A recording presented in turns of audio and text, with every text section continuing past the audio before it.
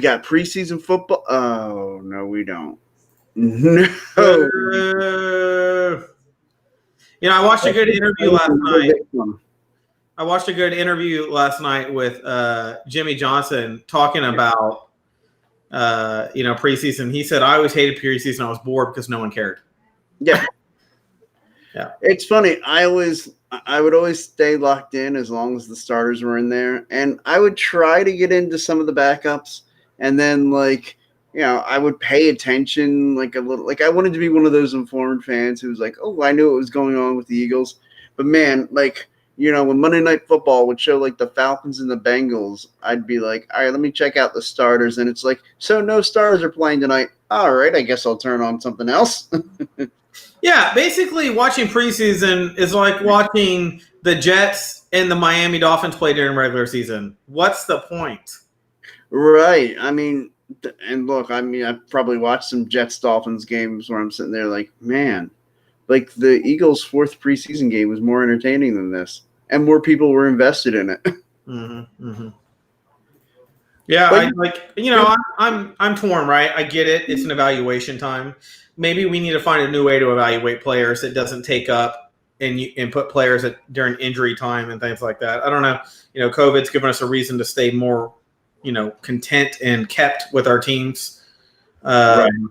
So we'll see. I mean, I get it. And they're already saying, like, even during the regular season, I think you're going to get checked twice before every game for Corona or something like that. So, I mean, I don't think anybody wants to go through preseason and risk it. It just seems like an unnecessary risk this year. It just does.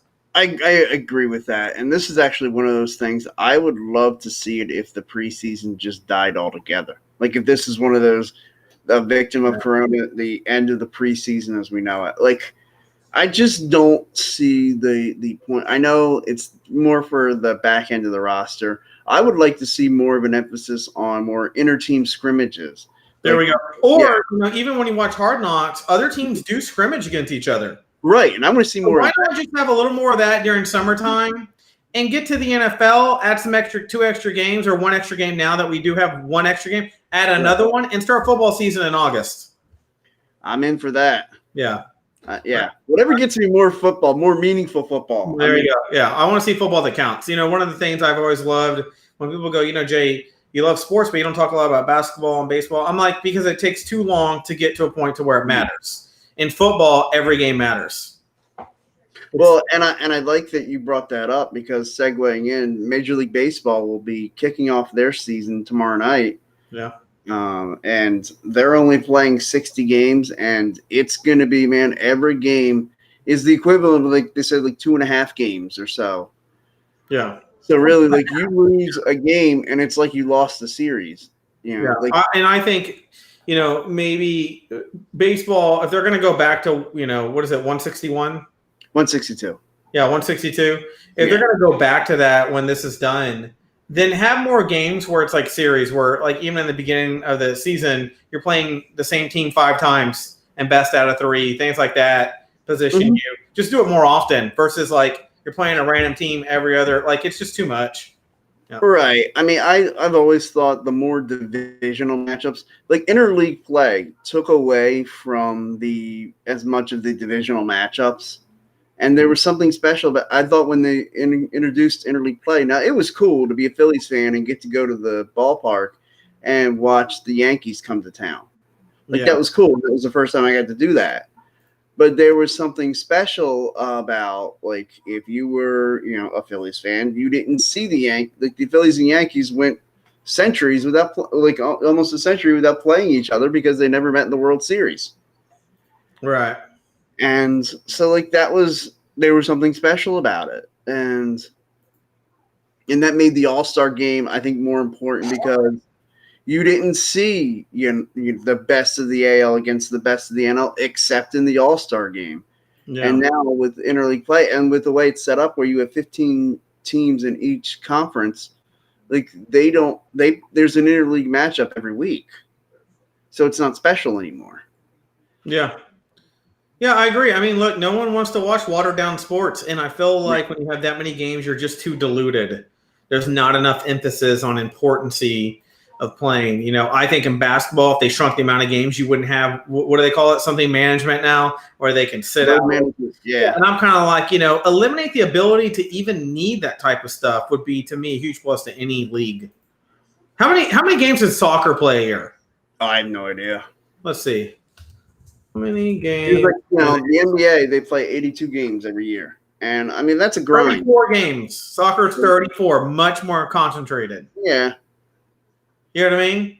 The problem is you're never going to get owners to agree to fewer games because they get the revenue of everyone. Sure. Yeah. Well, the problem is you started too high. The bar started too high. Yeah. Now it's hard to come back. It's always hard to go back, you know? It's like passing the social program. Once you pass it, it's so hard to unwind that at some point, you know? Right. And that's where I would like to see just more of an emphasis on more, like when I talked about take the interleague play, like if you took away from the interleague play and said, we want to have more divisional matchups, make the Braves and Phillies a bigger rivalry, make the Cubs and Brewers a bigger rivalry, you know, like by having them play each other more often, and make sure to space it out to where they're playing each other when it matters. Like, can we have more, like, you know, I'll use it again, the Braves and Phillies in September, you know, Yankees, Red Sox in September when it matters.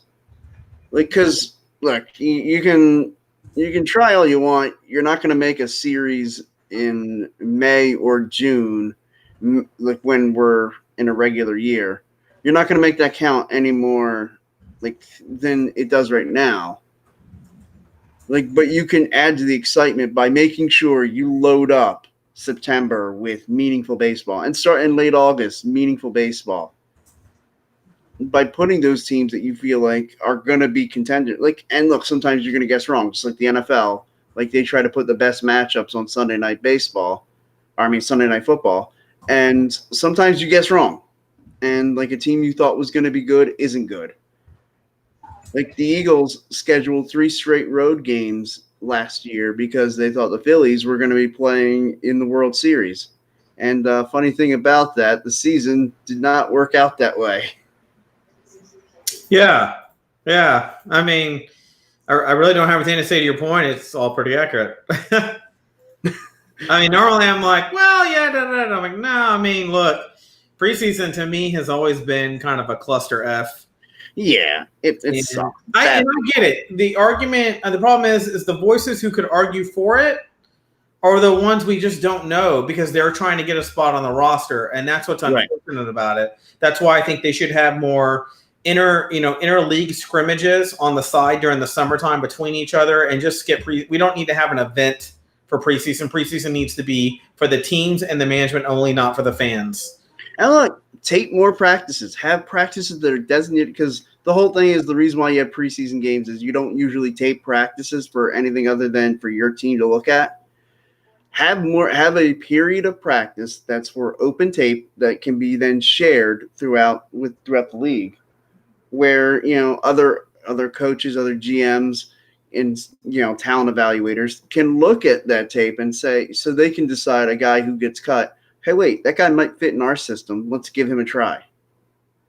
Like, I think there are things you can do to help out those bottom of the roster guys that without having to put other live bodies in any kind of harm's way. Like, the guy, like, we don't want to put, you know, Carson Wentz or Dak Prescott in any kind of harm's way so that, you know, Dante Olson, the undrafted free agent out of Montana for the Eagles, a linebacker, so that he can work to make the team. Like, nobody wants to put the star quarterback in jeopardy so that the 5th linebacker is trying to make a team. Yeah. And what happens in those situations a lot of times is that's where you get injuries because, hey, look, if, you know, that linebacker, because a coach might say, hey, you know what? I want to see more of this guy out there. I'm going to put him out there to start the game. And all of a sudden, this is his big opportunity to go up against the star quarterback of another team. And so he wants to make an impression, goes out there, lays out a big hit, injures the quarterback, and, you know, takes a guy out. And all of a sudden, it's like now the league is missing, you know, one of their key guys. Like, you know, God forbid if something like that were to happen to, like, Patrick Mahomes or Lamar Jackson, like, the league would really crap the pants at that idea. Yeah. So to me the solution is more inter-team practices and periods of practices that are available to be taped and then be shared among the NFL community. Anything else you think might help in that? I think my deal with the preseason is I would rather see the preseason turn in, like I said at the beginning of the segment, to more football games. And I think what we're trying to get to is a point of, if it doesn't matter, why put them at risk? Now, we're using COVID as the springboard for the risk right now, but hey, let's say we're past COVID. Players are going, why even risk the injury of anybody at this point in doing that? Let them get in. If they're injury prone or an injury is going to happen, let's let it happen during regular season when things matter, so the injury isn't in vain, so to speak. Right. Yeah. And look, there's a reason why last year most starters didn't play a snap. I think more starters than any other year didn't play a single snap in preseason. I know I can just speak of for my own team, the Eagles, that I think out of the 22 regular starters, I think maybe 3 or 4 saw more than 5 snaps in the entire preseason. Yeah. To me, if that's to those that would argue, hey, this is dress rehearsal for the regular season. How is it dress rehearsal when nobody's playing? Yeah, I mean, look, and let's face it, if you've ever watched the crowd in a preseason game, it's always about half, and that's the good teams. And then by the fourth quarter, there's no one in there, hardly. So, like I said, this feels more like a practice, so it should remain more in a practice setting and a practice. I don't want to take anything away from the guys who don't get enough time to show themselves before season starts and they get cut. I completely understand that. I think that's a reasonable concern. Reasonable counter. So I say, like you said, and I said, up the volume of inter-team scrimmages and up the team of cross-team scrimmages during the summertime, and let that be where you find out who's what. Jimmy Johnson, in an interview, I think it was on The Herd, he had said, I didn't need preseason to know who could play football, right? He made a good point. He goes, we had this lineman on my team in 94, and we had this guy that was pretty good and coming up. He's like and Jimmy Johnson and the offensive line coach said, hey, I'm not really sure which one I should go with. This kid's pretty good. He needs to warm up a little bit, mature. And Jimmy Johnson goes, ultimately, who's the better player? Who's going to be in the spot? He goes, we got this kid out of, I think it was Notre Dame or Wyoming or something.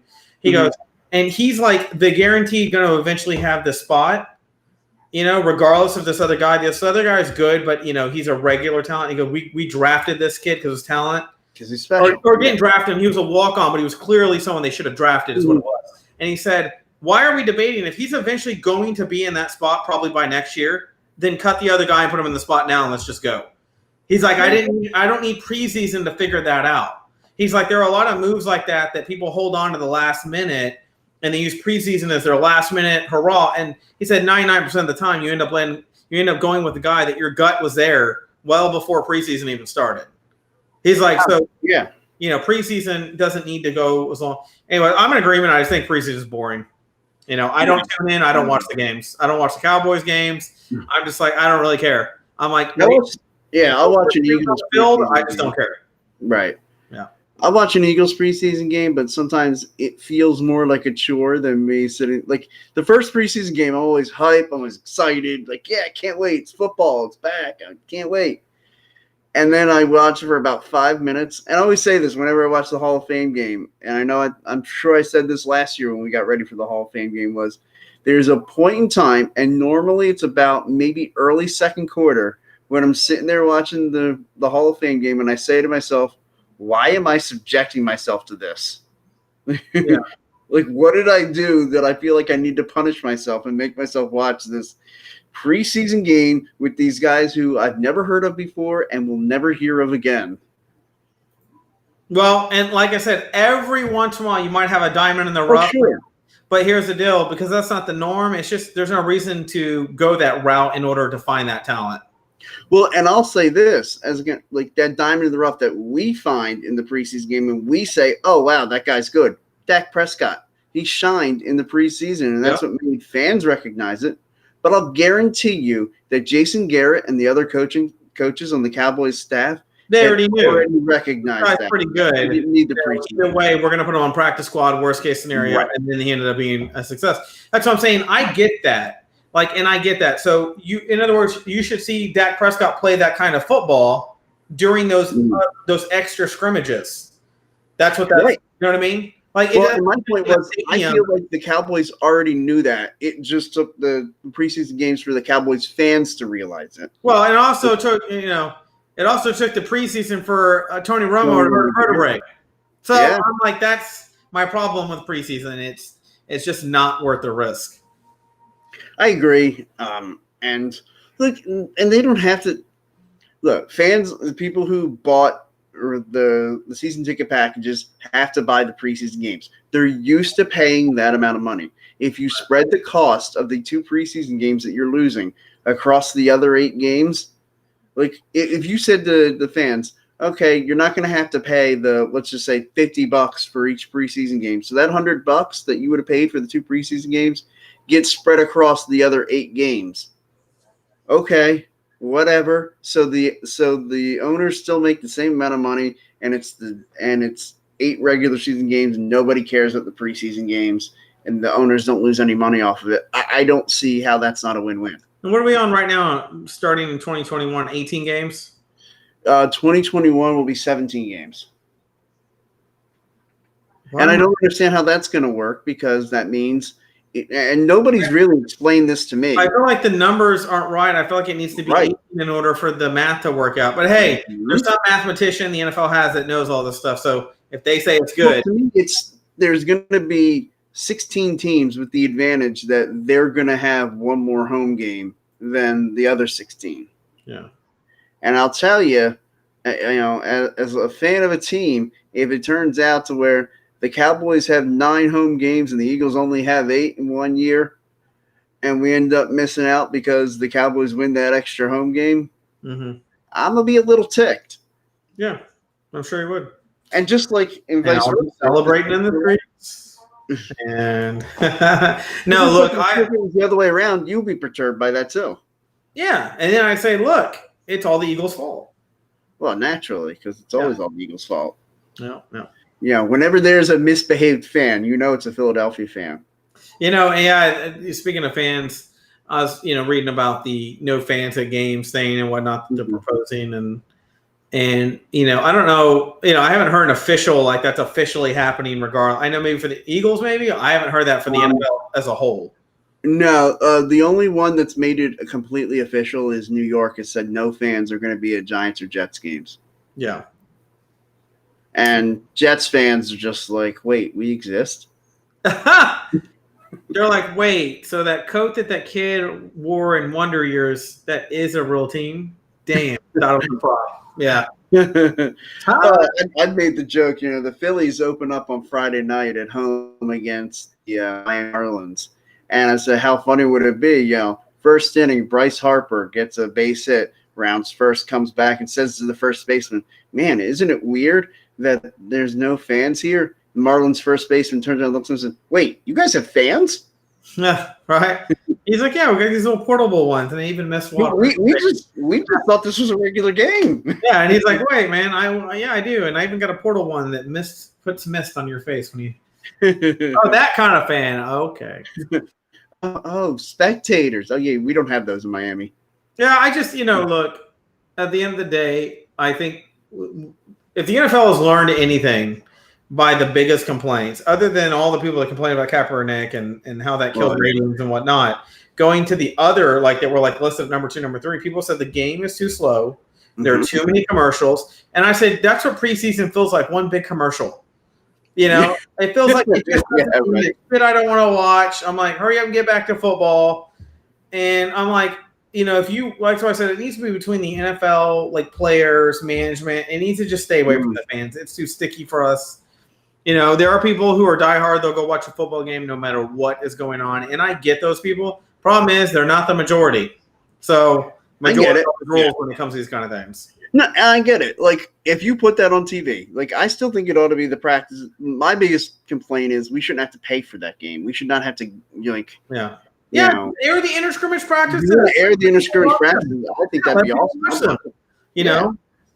I'm okay with that, but just don't make it during the regular during regular, OTAs and all that stuff. Make it all during that stuff so it just doesn't interfere when calendar time comes and it's officially. I think August should be the start of the NFL season, and I think that's why it should be 18 games. I think the last 2 weeks of August or the very first week of September and extend it out past February, whatever you want to do.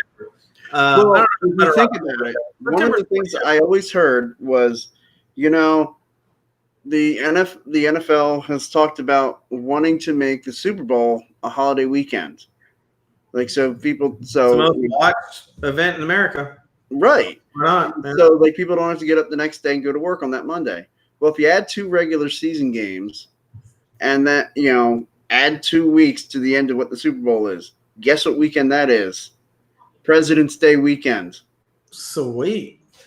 There it is. So if you add 2 games, there you are. If you just add it on at the end, you've got your Super Bowl on President's Day weekend. So then Super Bowl Monday is an official holiday. Yeah. Just saying, there's a solution. Well, hey, you heard it first. Eric has solved all of the NFL problems. I'm pretty sure my phone just went off. I'm pretty sure that's Roger Goodell calling me to invite me onto his staff.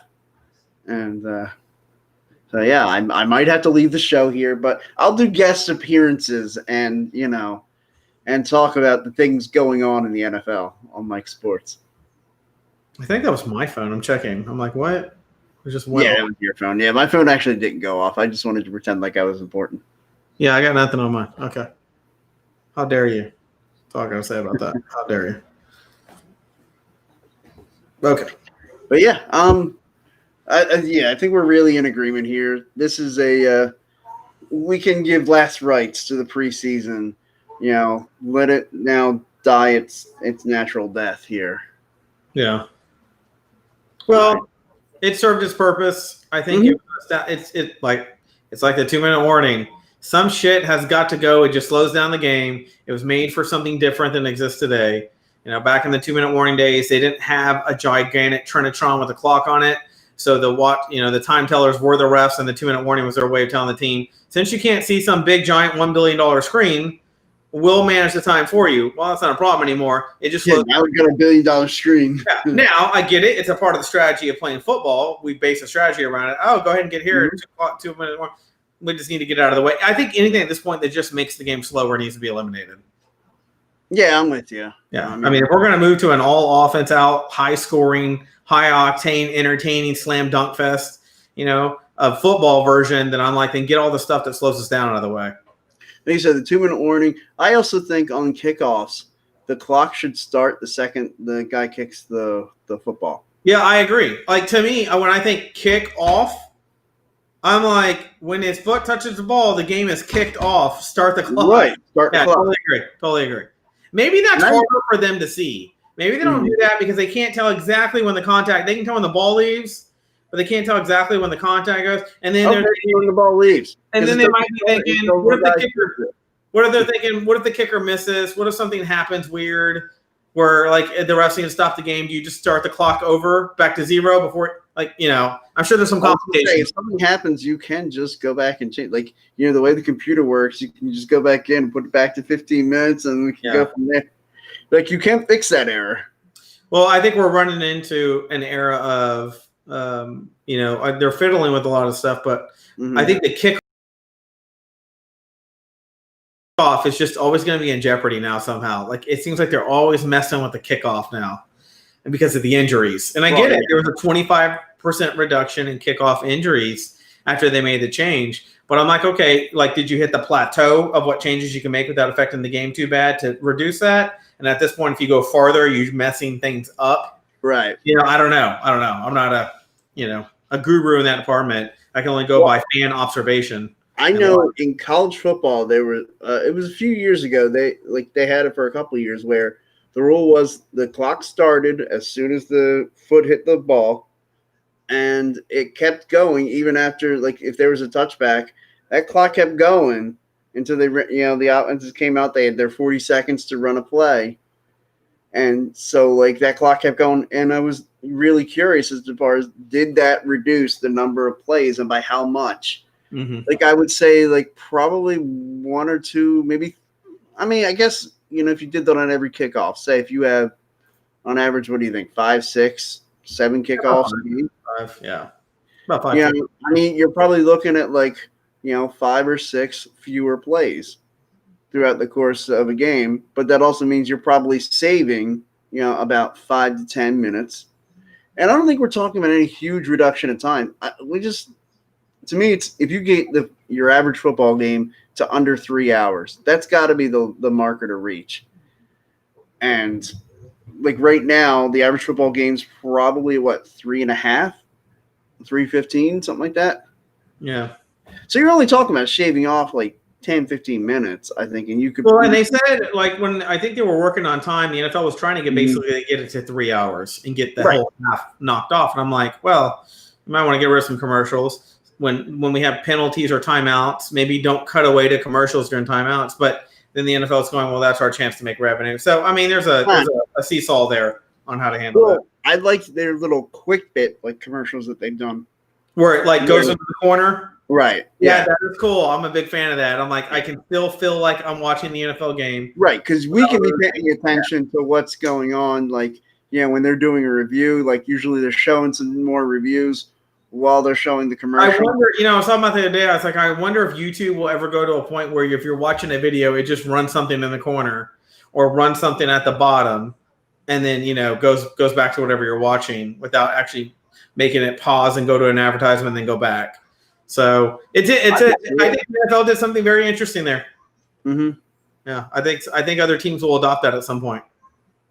Now, the only thing I didn't like about that, and I'm sure they'll have like some of the kinks worked out about it, is how close sometimes it ran to when they were ready to start the play before they got back from that little quick bit commercial. I'm like, yo, come on, we're about to have football. Like, get off that. Like, yeah. I mean, look, and I want to watch every second of the Washington Redskins this year, so I don't want to miss a beat. That's right. I love taunting out Redskins fans by just being like, dude, we don't even know what to call your team now. Dude, yeah, I know.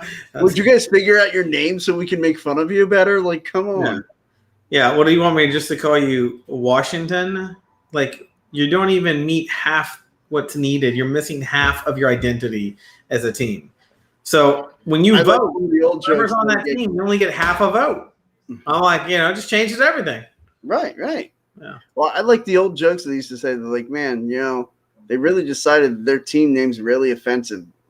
They really need to drop the name Washington because they're a poor representative of the city of Washington. Yeah. It should just say Fed or government.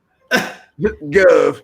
Yeah, the Washington government, Washington Feds. Just like something where there's basically like, oh shit, he's coming after, he's gonna tackle me. Oh, it's the IRS that got me. Like, it's like, yeah.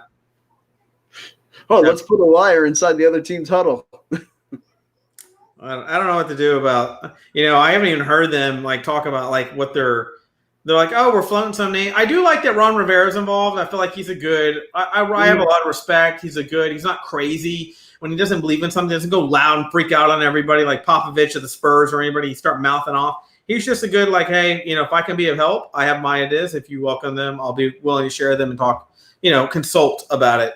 I like that about his personality. So I'd be curious.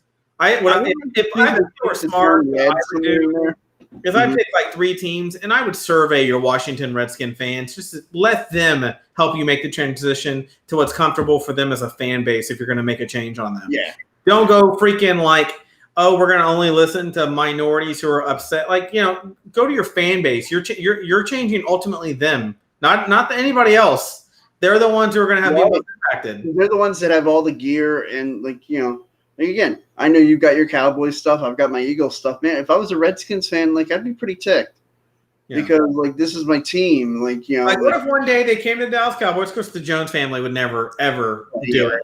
They wouldn't care. What if they came to the Jones family and they said the Cowboys were a dominant white men type of macho thing and whatnot. Like, we want you. That doesn't jive with today's society. Yeah, they'd be like that, change that. Now, you ask Jerry Jones right now, because he's still alive. If he's dead, I don't know. But if you asked him right now, Jerry Jones would be like, I'm sorry, I can't hear you or the sounds of my check cashing. So that would go that route. And then if it went to the next people, the son and the daughter, the two sons and the daughter, and they're like, how do you sleep at night with that name? And I hope they would say in a bed full of money. So I hope they would just slapping them as they try to push this political narrative on people. I tell people all the time, I go, anytime I hear the word politics, it already sounds like a bad sentence for me to want to listen to. So I didn't want to hear that politically correct. And I go, and on top of it, I watch football not to, think about other stuff.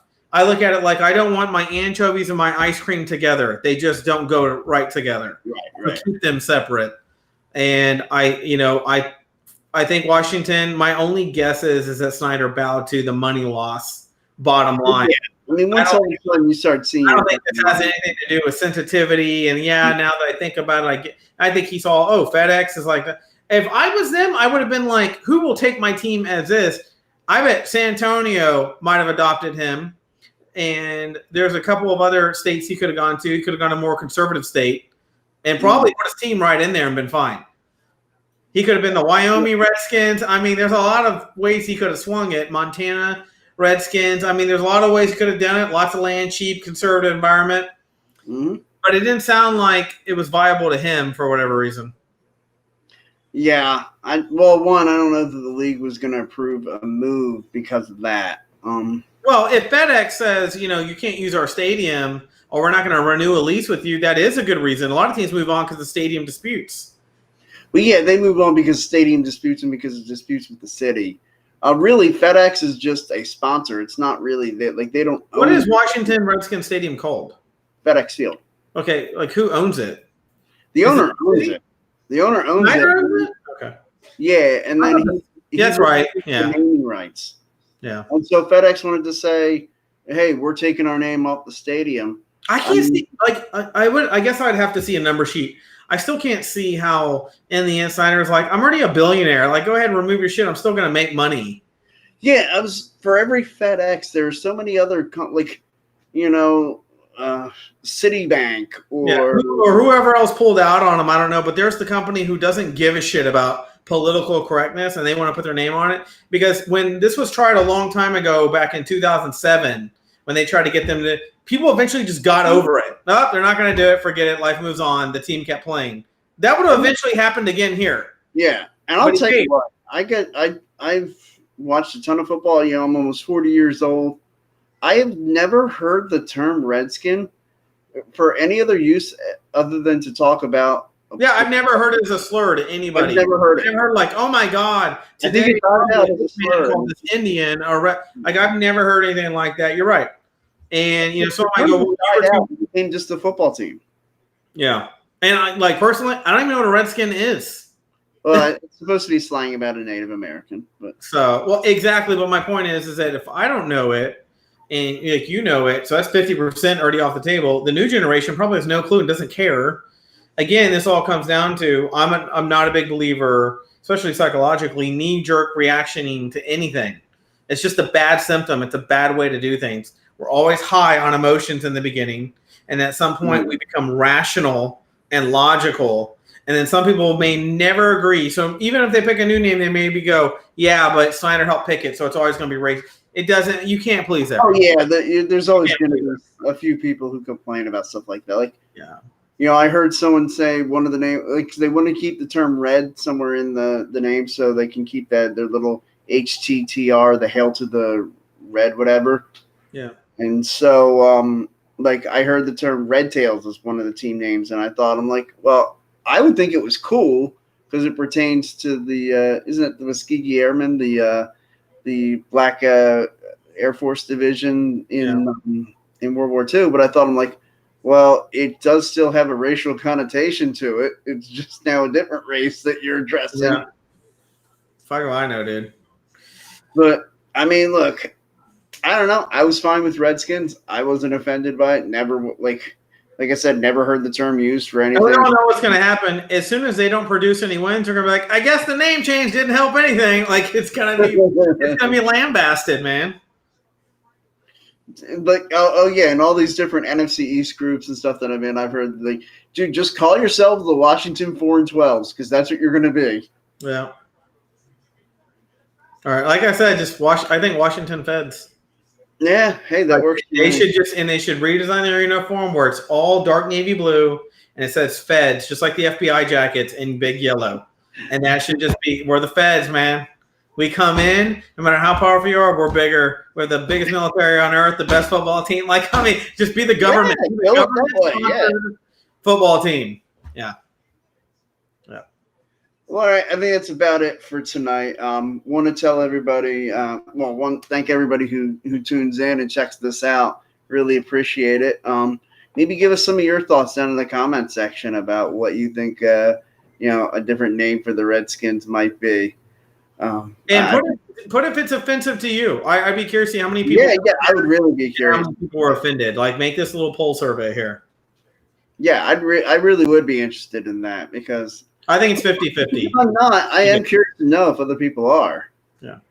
But yeah, I want to thank everybody for joining us. Make sure to join us for all the other, all the other Phillyverse shows, as that's we're affiliated with them. So I want to make sure, check out Monday nights at 7:30 Eastern time is the Football Smack Talk show with myself and Ryan. And Ryan is the person sitting behind Eric's head. Yeah, that's this guy. Yeah, that's Ryan. Yeah. And then Tuesday nights, there's Ryan Reese. This guy hosts along with Ryan Finneran, the Ryan and Ryan for the broadcast, as they talk all things Philly sports. Wednesday nights, you already know about us, man. We're the household name, Mike Sports. And then Thursday nights, we wrap up your sports week because we always like to take an early weekend with a little tables, ladders, and chairs where myself and Joe, we talk all things wrestling. So everybody, I hope you guys have a great week. Stay safe, wear your masks, and just continue the social distance. We want to make sure everybody's here to enjoy the great Redskin tradition come September of going 4-12. And we want to make sure that everybody is safe so they don't have to suffer through the preseason, because I'm pretty sure that's what hell is. It's just continuously a preseason game, like on the loop. Yeah. When I have a big bowl of like barbecue or chicken wings and a good beer, and I sit down and preseason starts, like it comes on TV, I just immediately think of 300 when he says, "Tonight we dine in hell." And I'm like, all right, I'm gonna eat my food and watch hell. Get your food and you're in hell. And then, of course, when Romo went down, I was like, all right, I'm in hell. So, all right, everybody, have a great night. Stay safe and happy football. Bye.